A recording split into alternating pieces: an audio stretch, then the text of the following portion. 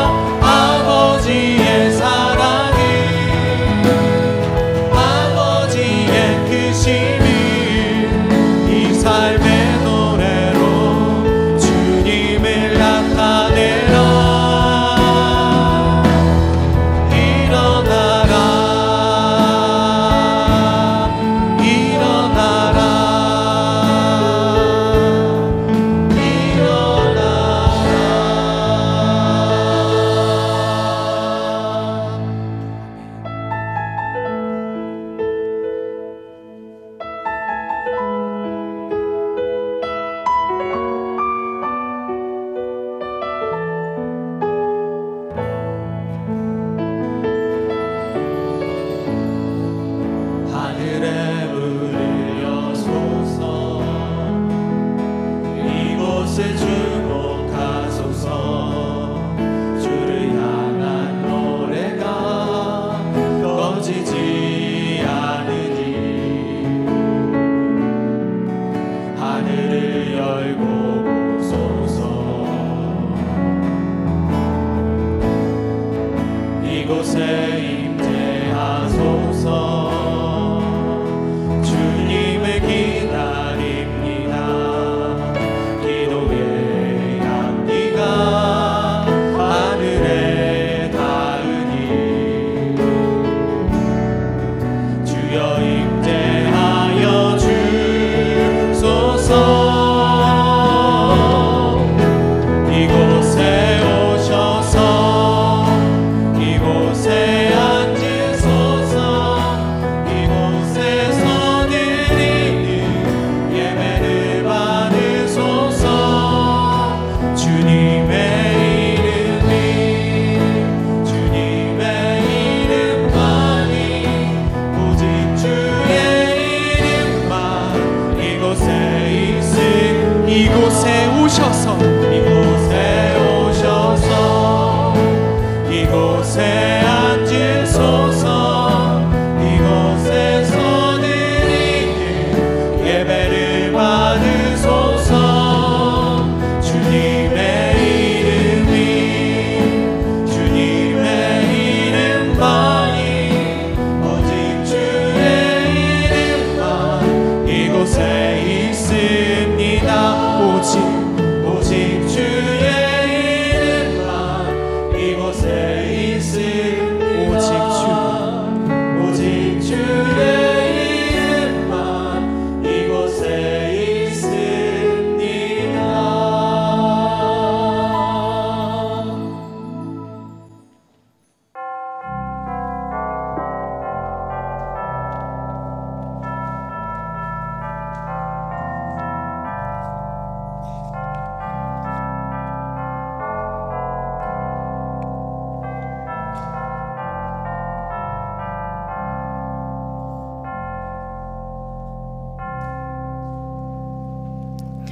온 땅이여 여호와께 즐거운 찬송을 부를지어다. 기쁨으로 여호와를 섬기며 노래하면서 그의 앞에 나아갈지어다. 여호와가 우리 하나님이신 줄 너희는 알지어다. 말씀의 주인이 되시는 하나님 아버지, 지난 한 주간 어둡고 음침한 길에서 방황하던 저희들이었지만 오늘은 주님께서 구별하신 주 이름을 잊지 않고 이렇게 예배의 자리로 나아왔습니다. 주님께서 베풀어 주실 은혜를 낭망하며 성전을 찾아온 저희들을 크신 사랑과 자비로 맞이하여 주옵소서. 존귀하신 하나님께 마음과 뜻과 정성을 다하여 찬송과 경배를 올려드려오며 또한 주님께서 들려주시는 음성을 듣고자 겸손한 마음으로 엎드렸습니다. 사모하는 우리에게 능력의 말씀을 들려주셔서 상한 영혼을 소성시켜 주시고 우둔하고 미련한 마음을 지혜롭게 하여 주시옵소서. 예배의 주인 되시는 예수님의 이름으로 기원하옵나이다. 아멘.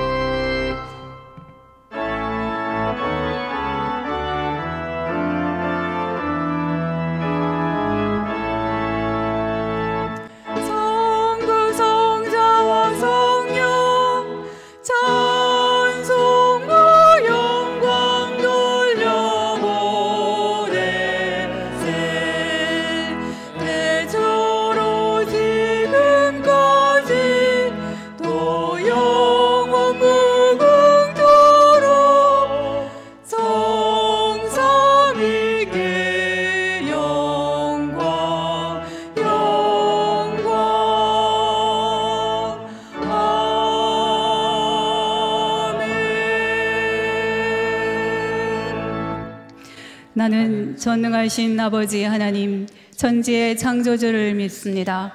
나는 그의 유일하신 아들 우리 주 예수 그리스도를 믿습니다. 그는 성령으로 잉태되어 동정녀 마리아에게서 나시고 본디오 빌라도에게 고난을 받아 십자가에 못 박혀 죽으시고 장사된 지 사흘 만에 죽은 자 가운데서 다시 살아나셨으며 하늘에 오르시어 전능하신 아버지 하나님 우편에 앉아 계시다가 거기로부터 살아있는 자와 죽은 자를 심판하러 오십니다. 나는 성령을 믿으며 거룩한 공교회와 성도의 교제와 죄를 용서받는 것과 몸의 부활과 영생을 믿습니다. 아멘. 한 주 동안 지은 하나님과 나만이 아는 죄가 있습니다. 이 시간 침묵으로 참회 기도를 드리겠습니다.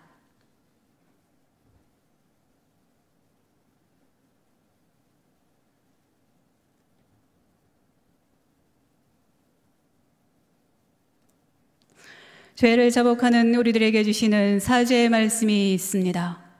생명의 율례를 지켜 행하여 죄악을 범하지 아니하면 그가 반드시 살고 죽지 아니할지라. 그가 본래 범한 모든 죄가 기억되지 아니하리니 그가 반드시 살리라. 이는 정의와 공의를 행하였음이라.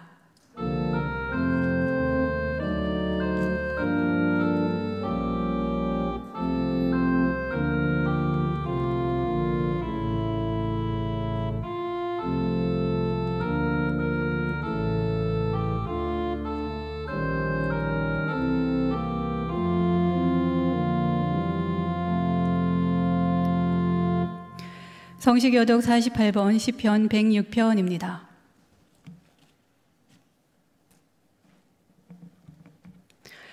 여호와여 주의 백성에게 베푸신 은혜로 나를 기억하시며 주의 구원으로 나를 돌보사 내가 주의 택하신 자가 형통함을 보고 주의 나라의 기쁨을 나누어 가지게 하사 주의 유산을 자랑하게 하소서.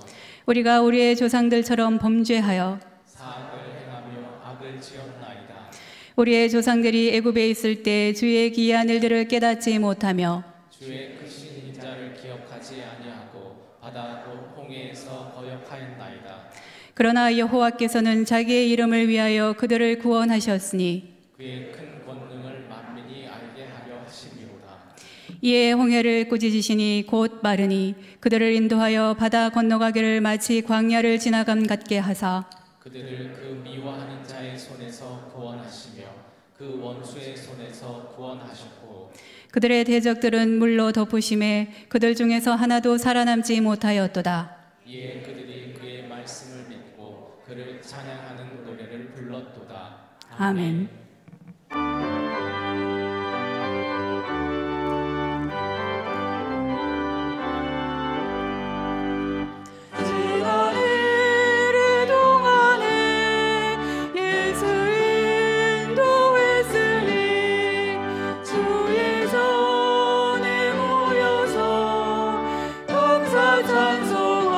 찬송합니다. 가장 복된 이 날을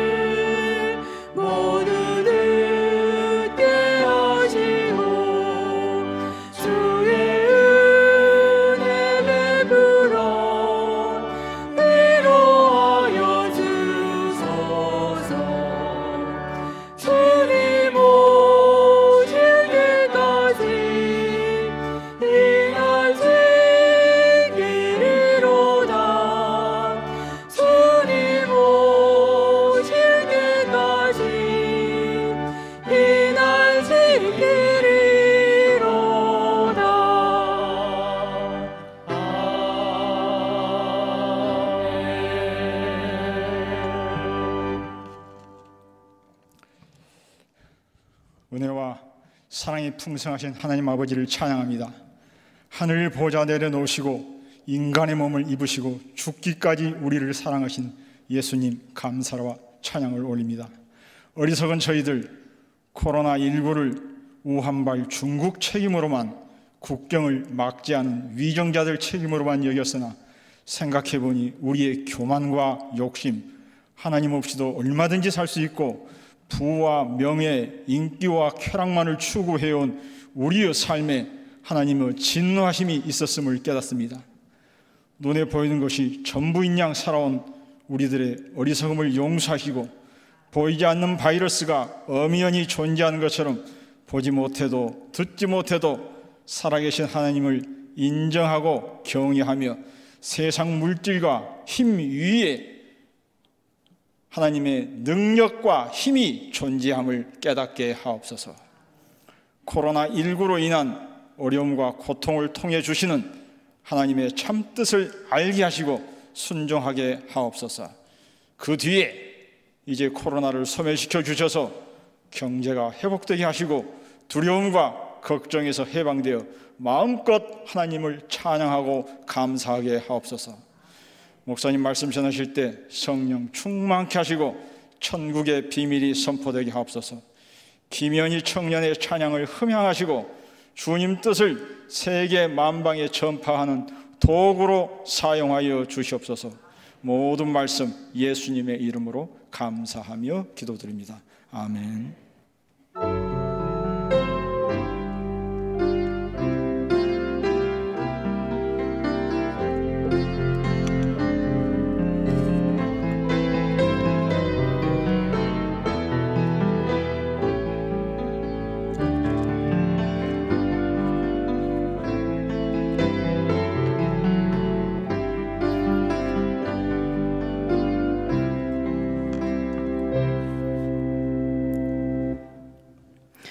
이 시간에 우리에게 주시는 하나님의 말씀은 예레미야 14장 1절로 6절입니다.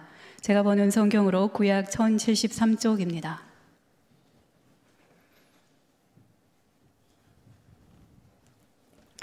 말씀을 봉독할 때에 하나님의 음성을 들으시기 바랍니다. 가뭄에 대하여 예레미야에게 임한 여호와의 말씀이라. 유다가 슬퍼하며 성문의 무리가 피곤하여 땅 위에서 애통하니 예루살렘의 부르짖음이 위로 오르도다. 귀인들은 자기 사환들을 보내어 물을 얻으려 하였으나 그들이 우물러 갔어도 물을 얻지 못하여 빈 그릇으로 돌아오니 부끄럽고 근심하여 그들의 머리를 가르며 땅에 비가 없어 지면이 갈라지니 밭 가는 자가 부끄러워서 그의 머리를 가리는도다. 들에 암사슴은 새끼를 낳아도 풀이 없으므로 내버리며 들나귀들은 벗은 산 위에 서서 승냥이 같이 헐떡이며 풀이 없으므로 눈이 흐려지는도다. 아멘.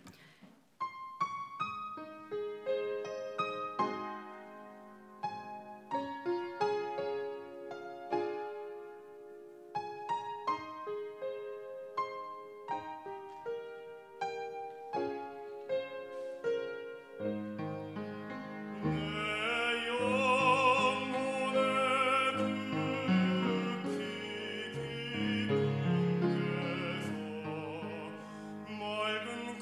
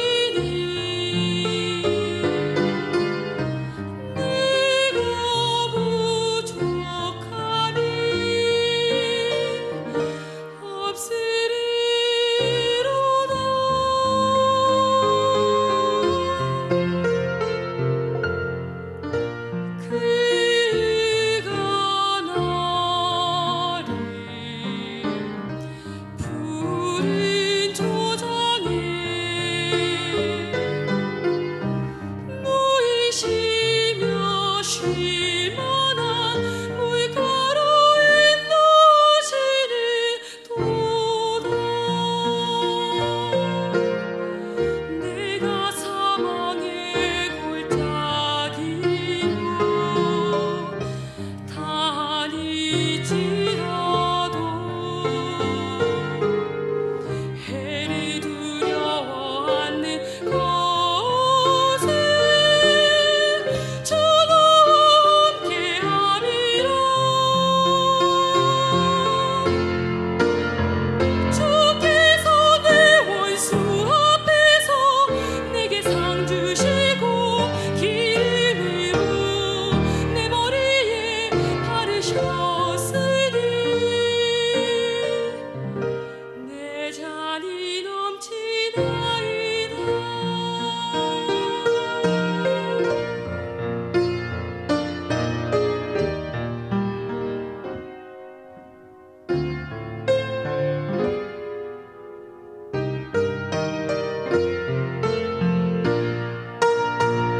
내 평생의 선하심과 인자하심이 정녕 나를 따르리니 내가 여호와 집에 영원히 거리로다.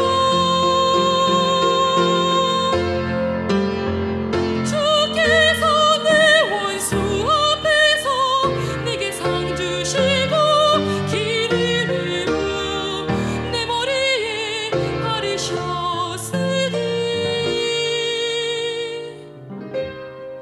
내 잔이 넘치나이다. 내 잔이 넘치나이다.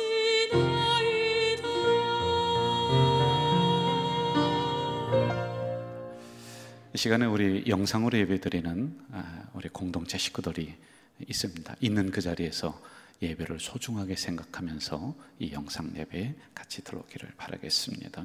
국제인구행동단체라고 하는 기구가 있는데 이제 세계에 있는 사람들이 하루에 물을 얼마나 사용을 하는가, 1인당 사용하는 물 양을 이제 측정을 해봤어요. 그리고서 그 나라들을 분류를 해서 3단계로 정했습니다. 물 부족 국가, 물 기근 국가, 물 풍요, 이렇게 3단계로다가 정했어요. 우리나라는 어디에 들어가느냐 하면은 지금은 물 기근, 물 부족에 들어갑니다. 물 부족. 근데 2025년에 우리도 물 기근 이렇게 분류를 해놓고 있습니다. 여러분이 지금 잘 안 와닿을 거예요. 왜냐하면 물이 이렇게 풍성한데 근데 이미 물이 없는 우리나라로 가고 있다라고 하는 겁니다. 유엔에서 다음과 같이 조사를 했어요. 11억 명이 물 때문에 지금 아주 아사식전에 있다. 이걸로 인해서 310만 명이 이미 죽었다는 겁니다.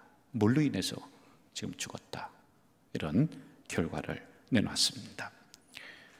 지구상의 가장 중요한 요소 중에 하나가 물이에요. 우리 인간을 이루는 구성 요소도 물입니다. 이 물이 없으면 공장이 안 돌아가요. 산업이 돌아가지를 않습니다. 그래서 아주 중요한 게 이 물이란 말입니다. 이 물을 정수하는 거 자체적으로 물은 정화 능력이 있어요. 근데 요즘은 이것도 떨어집니다. 왜? 하도 오염이 돼가지고 그래요.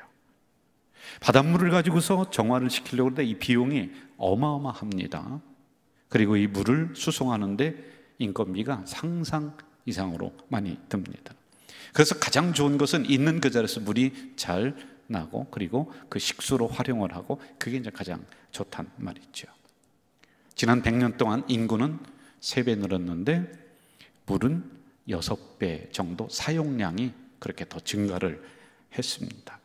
전 세계 인구의 40%가 살고 있는 80개국 나라에서 이미 물이 없어서 아주 허덕이고 있는 이런 상황입니다. 몇 년 전에 우리나라에도 기근이 왔었어요. 가뭄이 왔었습니다. 그때 5mm의 요 정도죠. 5mm의 비가 왔는데 이걸 경제적으로 환산을 했는데 얼마냐? 2,500억. 5mm 이만큼이에요. 그럼 20mm면은 1조 원이에요. 이게 무슨 얘기냐면 인간의 힘으로 이 부분을 감당할 수 있는 게 아니다, 이걸 이야기해주고 있는 거죠. 사람을 봤습니다. 여러분들의 구성 요소 중에 70%가 물입니다. 1%가 부족하면 목마름의 현상이 일어나고, 물이 2 내지 3%가 부족하면 그때부터 탈수증이 일어나서 이걸 그냥 둔다. 그럼 여러분 죽습니다. 금식을 할 때도 그래서 음식은 안 먹되 물은 마셔라. 이 물이 우리를, 인간 생명을 유지시켜주는 어느 정도까지는 이게 있다는 거예요. 이 물이 하는 역할들이, 이게 제가 조사를 해봤어요, 우리 몸에서. 그런데 이게 너무 많아가지고 제가 다 소개를 할 수가 없을 것 같아요. 노폐물을 배출하고 세포를 구성하는 작용을 이 물이 합니다. 그리고 우리의 온도를, 몸의 온도를 조정하는 능력, 이게 물이 하고 있어요. 맞습니다. 비가 오지 않으면 땅이 죽고 동물이 죽습니다. 일정량의 물을 마시지 않으면 여러분과 제가 죽을 수밖에 없습니다. 이처럼 물은 이 세상의 모든 동식물, 사람에게 필수 요소입니다. 오늘 본문의 그 심각성을 알기 위해서는 이스라엘 나라의 기후를 조금 우리가 이해를 하는 게 좋을 것 같아요. 거기는 굉장히 더운 나라입니다. 고온다습. 그래서요, 여러분 10월부터 3월까지만 비가 와요. 그것도 강수량이 아주 소수입니다. 나머지 9개월은요 비가 안 와요. 그래서 그 비가 오는 것도 마른 땅을 그냥 조금 적셔줄 정도, 이 정도의 강수량을 가지고 있습니다. 그러므로 세 단계에서 이 나라는 어디냐? 물기근이에요. 물이 그렇게 필요한 나라이다. 그만큼 물이 없다. 어떻게 물을 다스리냐에 따라서 나라의 흥망성쇠가 좌우되는 것이 이스라엘 나라입니다. 오늘 본문 14장 1절로 한번 가볼까요? 가뭄에 대하여 예레미야에게 임한 여호와의 말씀이라. 자, 3절로 또 가보겠습니다. 3절에 이렇게 말씀합니다. 귀인들이 자기 사환들을 보내어 물을 얻으려 하였으나 그들이 우물에 갔어도 물을 얻지 못하여 빈 그릇으로 돌아왔다. 여러분, 먹을 마실 물이 없다는 것이지요. 4절로 가봅시다. 4절에서는 땅에 비가 없어 지면이 갈라지니 밭 가는 자가 부끄러워서 그의 머리를 가리는 도다. 농사 지을 수 있는 물이 없습니다. 그러니까 마실 물, 농사 지을 물 아무것도 없는 상황입니다. 더 나아가서 5절과 6절에 있는 부분을 우리가 살펴보면 들에 풀이 자라야 되는데 비가 안 오니까 풀이 안 자라요. 그래서 산천초목이 다 죽어가는 상황이에요. 이 들에 자라는 풀을 먹고 동물이 살아야 되는데 먹을 게 없습니다. 그래서 동물도 지금 죽어가고 있는 이런 상황, 아주 처참한 상황을 이야기해주고 있습니다. 이 본문을 근거로 해서 우리가 추측을 좀 해봅니다. 그렇다면 적어도 3년에서 5년 정도는 비가 안 왔을 것이다. 그렇죠? 그 정도는 될 것 같아요. 여기 나온 상황들을 추측을 해보면 그렇습니다. 그러므로 기후라든지 여러 가지를 볼 때 지금 상황은 재앙 수준이다라는 것을 우리가 알 수가 있겠습니다. 심지어 이 가뭄 때문에 온 백성들이 죽겠다, 힘들다, 못 살겠다라고 하는 소리가 담장 밖을 넘어갑니다. 담장 밖을 넘어가는 것을 이제 더 나아가서 하나님 앞에 올려드리는 그러한 부르짖음으로 변화가 되었다라고 하는 것입니다. 며칠 동안 인천에 비가 많이 왔습니다. 그리고 곳곳에 우리나라에도 비가 굉장히 많이 왔습니다. 지금도 여러분들이 가정에서 수도 꼭지만 틀면 물이 콸콸콸 쏟아질 겁니다. 그러므로 제가 하는 이 설교가 그렇게 썩 와닿지 않을 수도 있습니다.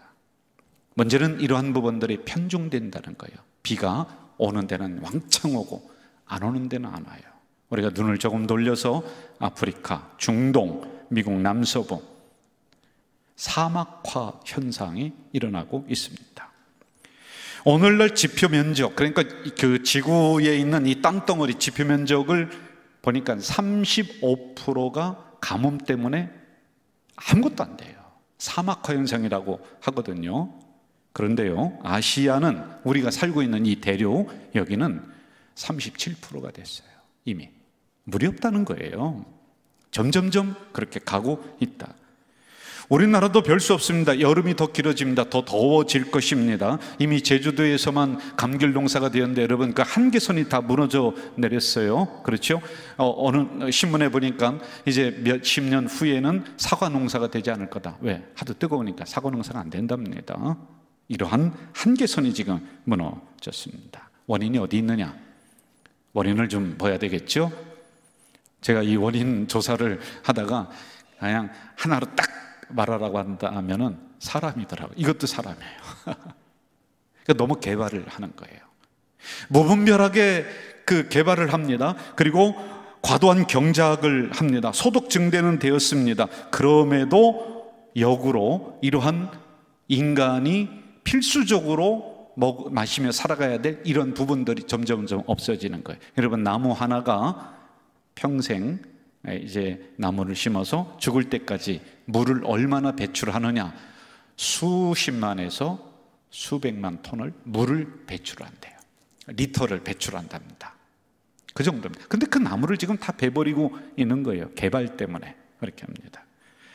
이런 가뭄을 방치하게 되면 어떻게 되느냐? 결국에는 우리 삶의 공간이 파괴됩니다. 식량 부족, 이거 당연한 거예요. 폭동이 일어납니다. 이미 물의 전쟁은 시작이 되었습니다. 그래서 나라에서 나라로 물이 흘러가는 것을 막아버리는 거예요. 그러면 전쟁, 지금 이런 상황에 이르릅니다. 지금 여러분, 그 코로나라고 하는 19라고 하는 이러한 전염병이 요거만 딱 언제 아십니까? 그게 아니에요. 이게 다 연결고리고 다 달려있는 거예요. 이거 우리가 조심하지 않으면은, 지금은 마스크 끼고 예배드리지만은 다음에는 방호복, 보호복 입고서 이 자리에 앉아 있을 수가 있습니다. 인간이에요. 이렇게 재앙 수준으로 가고 있다. 위기감을 느껴서 1996년에 사막화 영향을 받은 국가들이 모여서 사막화 방지라고 하는 협약을 맺었습니다. 우리나라는 1999년 159번째로 여기에 들어가 있어요. 줄이자는 거예요. 조심하자는 거예요. 그런데도 안 돼요. 지금 도저히 어떻게 커버할 수 있는 그런 상황이 아니다라고 하는 겁니다. 여러분, 저는 환경운동가가 아닙니다. 어떠한 사안이 일어나면 저는 말씀을 가지고 이것을 평가하고 이것을 해석하고 진단하고 말씀 속에서 대안을 제시하는 목사예요. 이 본문의 전체적인 상황을 잘 보시면은 이게 단지 물이 없다, 가뭄이 왔다, 사람들이 목이 말라서 죽어가고 산천초목이 다 지금 말라 비틀어져 간다, 짐승도 죽어간다 라고 하는 것을 이야기해 주는 것이 아니라, 이렇게 나온 본문 그 밑에 저변에 깔려있는 또 하나가 있습니다. 그것은 바로 하나님을 떠난 이스라엘 민족이 겪는 영적인 가뭄을 이야기해 주고 있어요. 이스라엘 백성들은 안식일, 이거 목숨처럼 생각을 했습니다. 그런데 그들이 이 안식일이 거듭되다 보니까 이제 매너리즘이라고 하죠. 소중한 줄 모릅니다. 이 안식일 목숨 걸지 않습니다. 그냥 다른 것과 맞바꿔버리는 이런 일이 일어납니다. 성전, 여러분, 너무 소중했습니다. 그런데 이들은 나중에 이러한 부분이 어떻게 변화가 되냐, 성전을 돌보지 않습니다. 무슨 일이 있으면은 그 마을에 있는 랍비에게 찾아가서 대소사를 의논하면서 그 랍비가 기도해 주고, 그리고 또 가르침을 주는 것을 소중하게 여기면서 받으면서 그렇게 살아갔습니다. 그런데 이때 상황은 랍비를 우습게 합니다. 더 이상 성전에 달려가서 기도하지 않습니다. 그렇게 복을 주면서 가나안 땅에 정착을 했었던 이 민족인데 그 은혜를 다 잊어버리고 은혜를 망각한 이스라엘 백성들, 즉 영적인 가뭄이 이들에게 찾아왔다는 것입니다. 논밭이 쩍쩍 갈라지는 그 자연적인 현상을 이야기하는 것이 아니라 그 신앙의 가뭄이 왔다, 그 믿음의 가뭄이 왔다, 더 이상 성전을 찾지 않고 더 이상 예배를 소중하게 생각하지 않는 이들의 갈라진 메마른 신앙을 지적을 해주고 있습니다. 가나안 교인이라고 여러분 들어보셨죠? 거꾸로 하면, 가나안을 거꾸로 하면 안 나가. 예수 믿는데 교회를 안 나가는 교인들이 지금 우리나라에 189만 명 안 나가요. 여러분, 제가 예측하고 장담하건대 이 사태가 마무리될 즈음에 가나안 교회를 안 나가는 거예요. 나는 예수를 믿지만 교회를 안 나간다. 이 교인들이 배로 늘어날 것 같습니다. 교회 실망해서 교회를 떠납니다. 혼자 예배 드리겠다라고 하는 것입니다. 설교가 없어서 안 나가는 게 아니에요. 찬송이 없어서 안 나가는 게 아니에요. 기도가 없어서 안 나가는 것이 아니에요. 그들의 영적인 가뭄이 들어서 더 이상 설교도 기도도 찬송도 그들의 심령을 울려주지 못합니다. 그러므로 나는 안 나간다. 예수는 믿지만 교회 안 나간다. 배로 늘어날 거예요. 더 슬픈 현상이 또 있습니다. 오늘 이렇게 나와서 예배 드리고 있습니다. 우리만이 아니라 한국 5만 교회 수많은 성도들이 예배를 드리고 있습니다. 그런데 여전히 내 심령에 설교가 들려오지 않습니다. 더 이상 하나님의 말씀에 대한 감동이 일어나지 않습니다. 그러므로 메마른 심령, 영적인 가뭄에 처해 있는 우리 성도들, 이 자리에 있을 수 있습니다. 이게 슬픈 현상입니다. 땅이 쩍쩍 갈라지는 이 영적 가뭄, 은혜의 소낙비가 내려와서 이 갈라진 내 심령을 적셔 줘야지만이 되는데, 이렇게 은혜를 받은 적이 언제인지를 모르는 우리들, 여기 나와 있지만은 그런 심령이 있을 수가 있습니다. 제가 걱정하는 부분이 바로 이 지점이에요. 제가 두세 주 전에 한국교회의 이 코로나 사태로 인해서 성도들이 어떻게 변화가 되느냐 도표를 통해서 여러분에게 말씀을 드렸습니다. 그것을 요약을 하면은 이렇습니다. 예배의 소중함이 무너졌다. 이미 무너졌습니다. 꼭 교회에서 예배 드려야 되느냐, 현장 예배에 대한 절대성 무너졌어요. 어쩔 수 없는 상황에서 우리가 영상 예배로 대체합니다. 이건 당회에서 교회에서 허락을 해서 그런데 이게 좀 굳어져 가는 거예요. 여러분, 교회에 대한 애틋함이 사라집니다. 더 이상 성전 중심이 아니에요. 교회를 사랑하지 않습니다. 다음 세대가 또 위태로워지는 이런 일이 일어납니다. 현장 예배를 드리지 못하니까 예배에 대한 소중함이 더 생겼을 것이다. 교회를 오지 못하니까 교회를 더 사랑할 것이다. 성도들끼리 교제를 나누지 못하니까 성도에 대한 사랑이 더 많이 일어났을 것이다 라고 하는 것은 지도자인 저만의 착각일 수가 있습니다. 우리가 5월인가요? 2개월 동안 영상 예배로 하고 교회 문을 딱 닫고 5월에 다시 교회 문을 열고 이제 여러분들 자리를 배치하면서 교회 나와서 예배 드립시다. 근데 저는요, 그때 어떤 생각이냐면 3부 예배 때 이렇게 자리가 띄어서 앉으면은 야, 큰일 났다. 우리 교회 4층, 5층, 6층까지 꽉 차고 뭐 밑에 주차는 말할 것도 없이 이거 몰려오면 어떡하느냐. 착각했습니다. 제가. 그렇지 않더라고요. 근데 이런 현상이 앞으로 계속 갈 것 같습니다. 저는 우리 공동체를 믿습니다. 그러나 한국교회 전체적으로 보면은 영적인 사막화 현상이 앞으로 더 일어납니다. 영적인 가뭄이 앞으로 더 일어날 것입니다.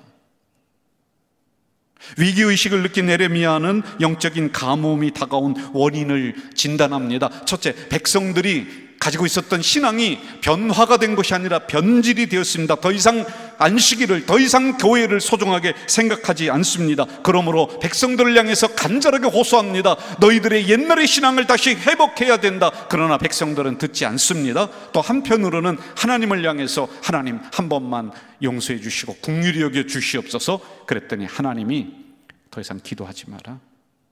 내가 듣지 않겠다. 이젠 안 된다. 여러분, 백성들도 깨어나지 않고 하나님도 이제 더 이상 기도하지 말라고 하니, 그래서 예레미야는 눈물의 선지자가 되어버렸습니다. 이대로 편하다는 것이죠. 자신들에게 다가온 영적인 가뭄 인정하지 않습니다. 아니, 모르고 있습니다. 그러므로 10절과 12절에서는 이렇게 재앙을 기록하고 있습니다. 그 백성들에게 여호와께서 그들의 죄를 벌하시리라. 너는 이 백성을 위하여 더 이상 기도하지 말라. 12절, 그들이 금식할지라도 내가 그 부르짖음을 듣지 아니하겠고 번제와 소제를 드릴지라도 내가 그것을 받지 아니할 뿐 아니라 칼과 기근과 전염병으로 내가 그들을 멸하리라. 여러분, 어쩌면 오늘과 이렇게 상황이 똑같은가요? 땅에 기근이 왔습니다. 다 말라 비틀어 죽습니다. 전염병이 왔습니다. 그런데 그것의 원인이 어디 있냐? 영적인 가뭄을 해결하지 못하니까 그들의 생활에 가뭄이 옵니다. 하나님이 더 이상 기도해도 받지 않는다는 것입니다. 예배를 드려도 더 이상 받지 않는다는 것입니다. 칼과 기근과 전염병으로 내가 이 백성들을 진멸하리라. 저는 이 예언이 안 이루어졌으면 좋겠다. 그런데 예레미야가 죽기 전에 이게 현실로 나타납니다. 예레미야 52장, 이스라엘 왕 시드기야가 바벨론에 잡혀가서 왕이 죽습니다. 그 상황을 11절에서 이렇게 기록을 하고 있습니다. 시드기야의 두 눈을 빼고 놋사슬로 그를 결박하여 바벨론 왕이 그를 바벨론으로 끌고 가서 그가 죽는 날까지 옥에 가두었다. 창피한 거예요. 다가온 영적인 가뭄을 해결하지 못한 이스라엘 백성들의 성전은 어떻게 되었을까요? 예레미야 52장 13절에 이렇게 기록하고 있습니다. 여호와의 성전과 왕궁이 불살라졌다. 성전이 불타버렸습니다. 영적 가뭄을 해결하지 못한 그들의 삶의 터전은 어떻게 되었을까요? 52장 13절, 예루살렘의 모든 집과 고관들의 집까지 불타버렸습니다. 52장 15절, 바벨론 왕에게 항복한 자와 무리의 남은 자를 사로잡아갔다. 바벨론 이방 나라에 다 불불이 흩어지고 초토화되고 영적 가뭄을 해결하지 못하니까 이렇게 됐습니다. 여러분, 다시 예배로 모입시다. 저녁 예배 다시 우리가 활성화시킵시다. 구역 예배 다시 한번 우리가 드립시다. 전도 열심히 나가봅시다. 우리 성가대를 다시 한번 이제 일으켜봅시다 라고 우리가 이야기했을 때 우리 공동체는 어떨까요? 될까요? 움직일까요? 우리는 과연 과거의 열정을 회복할 수 있습니까? 그 과거의 뜨거웠던 신앙을 회복할 수 있습니까? 모든 성도들이 야, 목사님이 저렇게 오픈하고 이제 우리가 구역예배 드리자, 전도하자라고 하면 기다렸다는 듯이 준비하고 있다가 한순간에 확 달려나오면서 이야 하면서 할까요?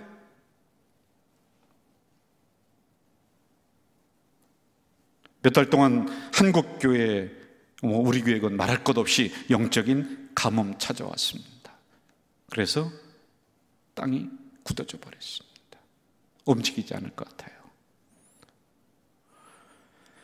혹시 이번 일을 겪으면서 내가 가지고 있었던 그 소중했던 신앙이 변질돼 버린 것 아니에요? 여러분들은요. 만약 우리 교회나 한국교회가 다가온 영적 가뭄을 대처하지 못하고 우리 성도들을, 한국교회 성도들을 다시 깨워내지 못한다면 이스라엘 백성들에게 닥쳤던 그 재앙은 지금도 기다리고 있습니다. 그렇다면 우리는 어떻게 영적 가뭄, 사막화를 이겨나갈 수 있을까요? 열왕기상 18장에 있는 말씀, 하나님의 말씀으로 그 답을 찾도록 하겠습니다. 그때 당시는 엘리야 시대였어요. 3년 6개월 동안 비가 오지 않았어요. 오늘 본문과 아주 비슷한 상황입니다. 왕과 그리고 고관 대적들이 이 엘리야 제사장과 함께 모였습니다. 그리고 제사를 드립니다. 엘리야가 선포합니다. 3년 6개월 동안 비가 안 왔지만 내가 지금 기도할 것이다. 하나님이 나에게 비를 주신다고 응답해 주셨다. 그러므로 내가 지금부터 기도한다. 엘리야는 먼 곳에 떨어져서 제단 밑에 엎드려서 고개를 무릎 사이에 대고 땅에 쳐박거나 기도합니다. 그리고 옆에 있는 사환에게 가서 무슨 징조가 있는가 한번 보고하라. 햇빛만 쨍쨍 내려쬐고 이게 도대체 무슨 징조가 보이지 않습니다. 여러분, 비가 오려면 적어도 뭐 꾸릉꾸릉꾸릉 꽝꽝 뭐 천둥이 친다든지 먹구름이 몰려온다든지 이게 도대체 보이질 않는 거예요. 그러자 다시 보냅니다. 기도하고 또 다시 보냅니다. 기도하고 또 다시 보냅니다. 7번을 그렇게 했다. 잘 알고 있죠? 7번이라고 하는 이 단어를 우리가 잘 생각해야 돼요. 엘리야는요 속이 타 들어가는 거예요. 여러분, 지금 하나님이 비를 줄 것이다, 이 가뭄을 해결해 줄 것이다, 이 땅을 적셔 줄 것이다 라고는 응답을 받아서 그는 기도하고 있습니다. 그런데 조짐이 안 보이는 거예요. 하나님이 7번 기도하면은 내가 땅에 비를 줄 것이다, 약속을 한 것도 없습니다. 그러므로 7번이라고 하는 이 단어 속에는 엘리야의 고민, 갈등, 포기하고 싶은 마음, 괜히 큰 소리 쳤다, 이런 게 이 안에 안 들어있을까요? 그게 있는 거예요. 그러면서도 그는 포기하지 않았다라고 하는 것을 7번이라고 하는 이 단어에서 의미해 주고 있습니다. 또 하나 중요한 단어가 나오죠. 44절에 보면은 사람의 손만한 작은 구름, 이렇게 나옵니다. 7번 기도했습니다. 사환이 가서 상황을 살펴보니까 저기서 손바닥만한 구름 하나가 이렇게 떠오르는 거예요. 여러분, 많은 사람들, 아니 사환조차도 이게 도대체 무슨 비를 가지고 올 것이냐, 이거는 아무것도 아니다. 그래서 와서 뭐라고 하느냐면은 엘리야에게 그냥 저기에서 구름 손바닥만한 거 하나 지금 떠오릅니다. 이건 아무것도 아닙니다. 그러나 엘리야는 손바닥만한 구름 속에 있는 하나님의 응답을 봅니다. 그 안에 담겨있는 비를 보는 거예요. 45절 이렇게 결론 내리고 있죠. 큰 비가 내리는지라. 우리 한 문장으로 이 사건을 결론 내볼까요? 포기하지 않는 끈질긴 기도는 은혜의 소낙비를 몰고 옵니다. 여러분, 그렇습니다. 사막과 같은 이스라엘 현장에 큰 비가 내리게 했던 것은, 결정적인 것은 엘리야가 성전 밑에서 무릎 꿇고 자기의 머리를 땅바닥에 대면서 간절하게 부르짖어 기도했을 그때에 하나님이 은혜의 소낙비를 그 이스라엘 땅에 내렸습니다.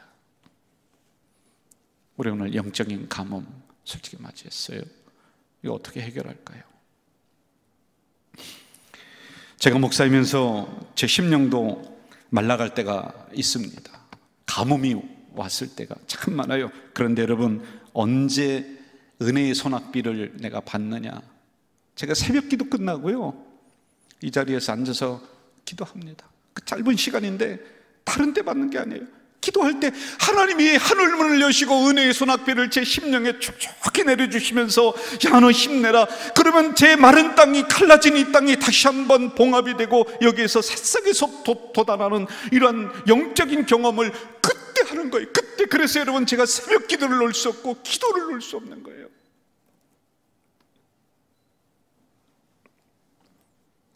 지난 며칠 전 새벽 기도하는데, 동일하게 이 자리에서 앉아서 기도하는데 천둥과 같이 제 마음을 때리는 하나님의 음성이 있었습니다. 몇 달 동안 우리 가자 공동체가 영적인 가뭄이었습니다. 솔직한 말로요, 예배 우리가 제대로 드리지 못하고 찬송도 크게 하지 못하고, 우리 교회만 그렇습니까? 한국교회가 전체적으로 그렇게 됐습니다. 그런데 우리가 어떻게 기도합니까? 하나님 다시 부흥시켜 주세요, 다시 회복시켜 주세요. 그렇게 늘 기도해왔는데 며칠 전에 제 가슴 속에 하나님이 큰 음성으로 때리는 게 뭐냐면은, 이 영적 가뭄 이거 회복되는 거 쉬울 줄 아느냐? 어렵다는 거예요. 진액을 짜내야 된다는 거예요. 다시 개척하는 마음으로 처음부터 시작하지 않으면 우리는 이 영적 가뭄에서 헤어날 길이 없다라고 하는 그 음성.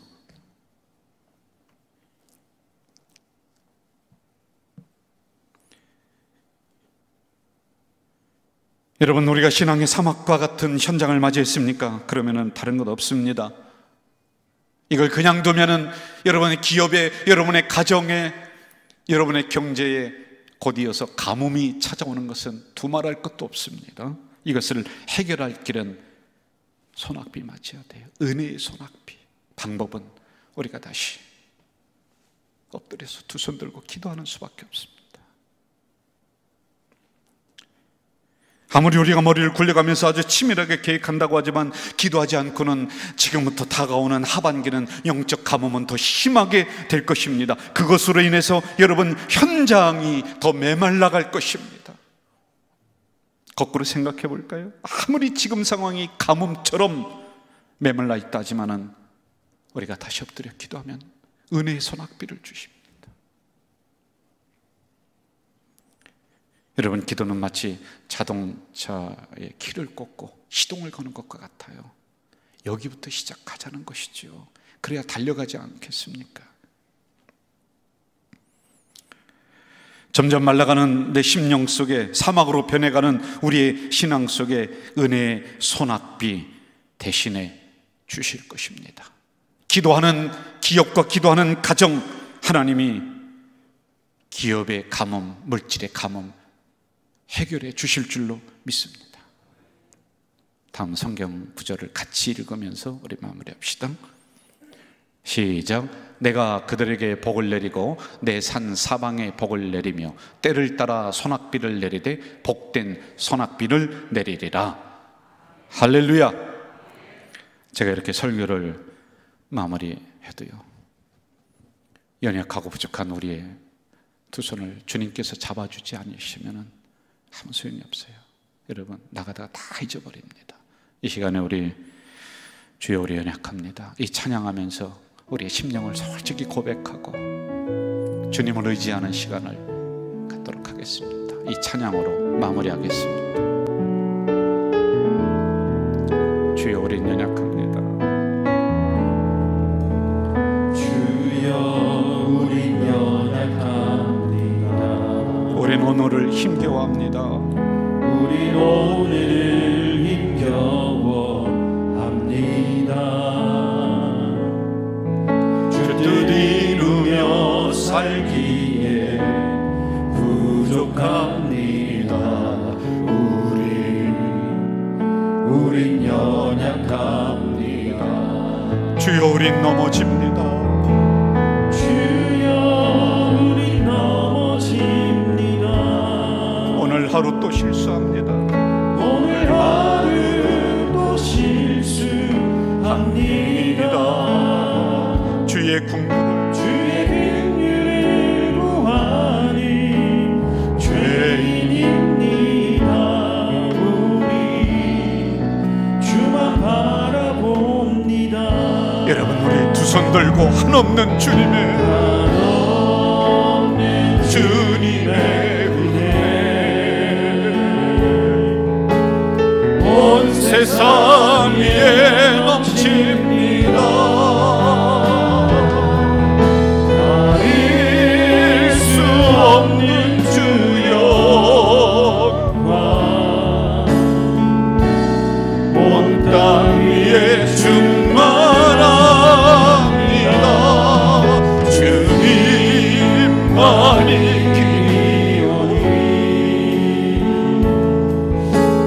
우린 그 길 따라갑니다. 그날에 우릴 이루시니 주는 완전합니다.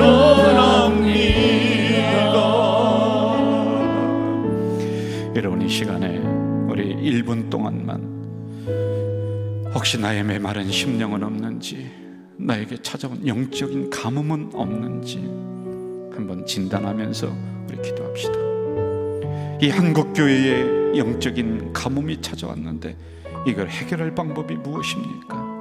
다시 한번 우리의 머리를 땅에 조아리면서 기도할 때 이 가뭄이 해결됩니다. 여러분, 오늘 주신 말씀을 가슴속에 간직하며 1분 동안 조용하게 기도하겠습니다.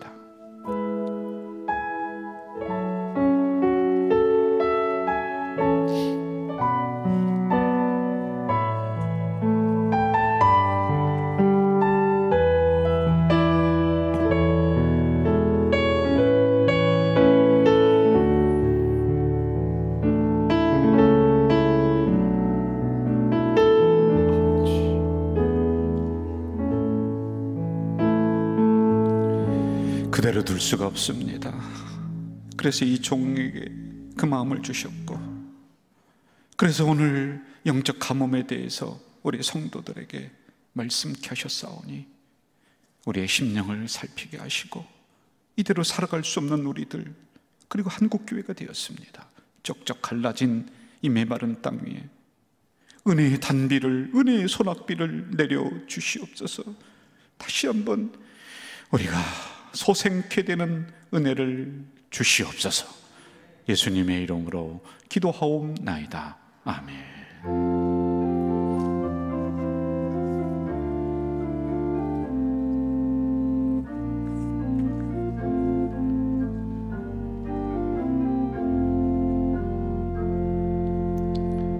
교회 생활 말씀드리겠습니다. 우리 주보를 보시면서요, 계속 반복되는 광고입니다. 잘 살펴보시면 되겠고요.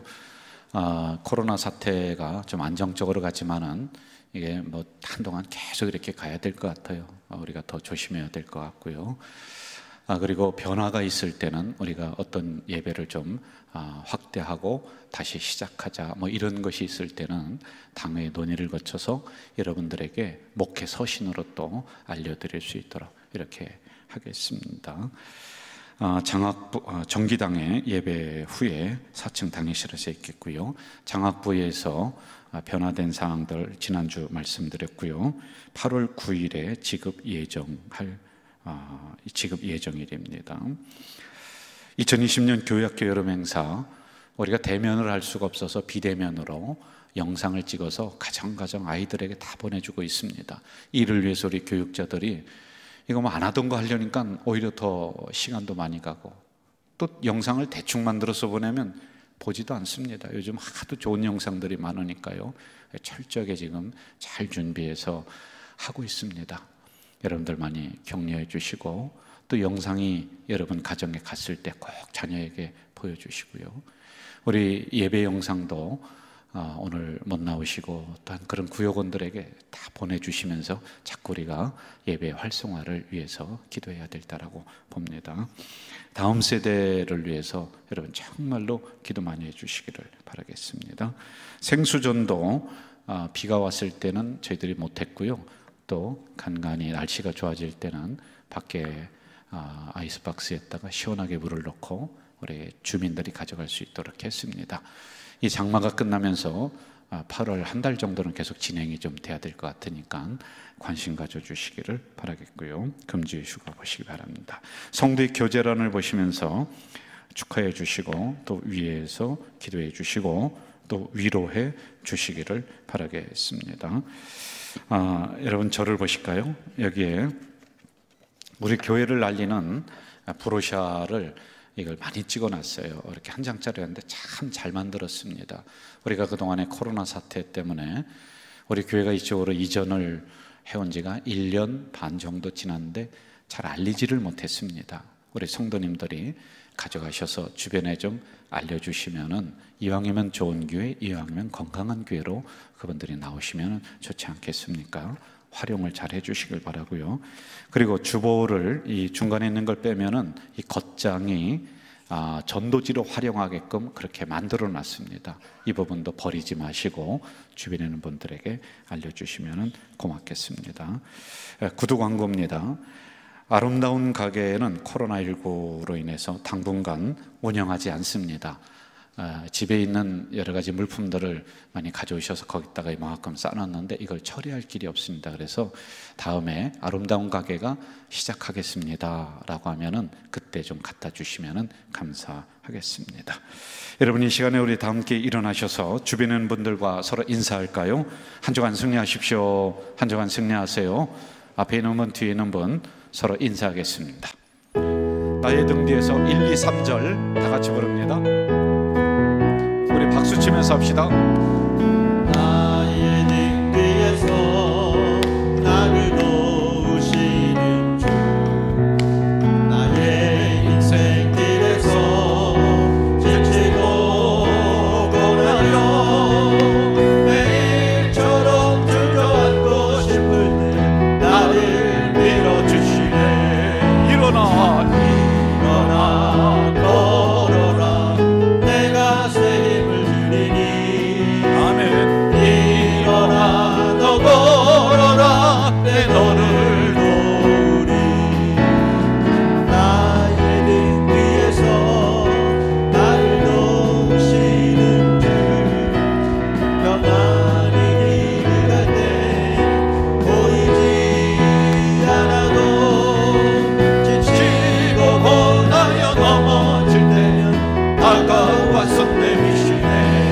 아멘. 일어나 걸어라 내가 새 힘을 주리니. 아멘. 일어나 너 걸어라 내 너를 도우리. 나의 등 뒤에서 나를 도우시는 주. 때로 뒤돌아보면 여전히 계신 주. 잔잔한 미소로 바라보시며 나를 재촉하시네. 함께 일어나 걸어라 내가 새 힘을 주리니. 아멘. 일어나 너 걸어라 내 머리. 다시 하겠습니다. 일어나 걸어라. 일어나 걸어라 내가 새 힘을 주리니. 아멘. 일어나 너 걸어라 내 너를 도우리.